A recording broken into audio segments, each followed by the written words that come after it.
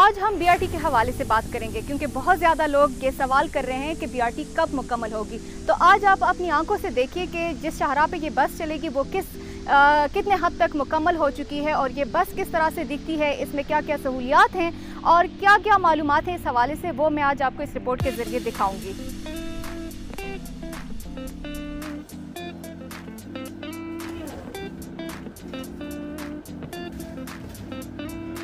زو bus service میں سفر کرنے کے لیے آپ کے پاس زو کارڈ کا ہونا لازمی ہے, جو کسی بھی اسٹیشن کے ٹکٹ آفس یا وہاں پہ نصب ٹی وی ایم مشین سے آپ حاصل کر سکتے ہیں.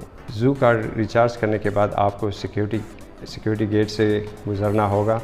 سیکیورٹی چیکنگ کے بعد آپ زو کارڈ فیئر گیٹ پہ رکھ کے آپ آگے پلیٹ فارم پہ جا سکتے ہیں. ہر اسٹیشن پر سیٹس, پانی, بجلی, فری وائی فائی تمام سہولیات ہوں گی, لیکن کسی کو زیادہ انتظار کی ضرورت نہیں پڑے گی کیونکہ ہر 3 سے 5 منٹ کے دورانیے میں بس آئے گی جو 20 سیکنڈز کے لیے رکیں گی. ان بسوں میں خواتین, معذور اور ضعیف افراد کا خاص طور پر خیال رکھا گیا ہے.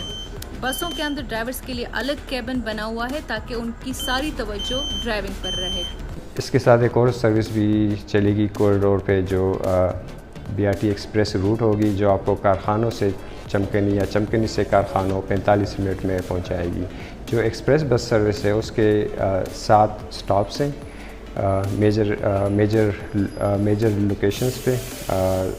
پہلا اسٹاپ اس کا سردار گڑھی میں ہے, پھر خیبر بازار, اس کے بعد ڈبوری گارڈن, صدر بازار, university of Peshawar, mall of حیات آباد, اور پھر آخری جو ہے وہ کارخانوں مارکیٹ.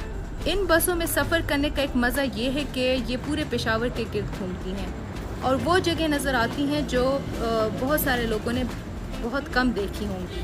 بی آر ٹی ہفتے میں 7 دن صبح 6 بجے سے رات 10 بجے تک چلیں گی.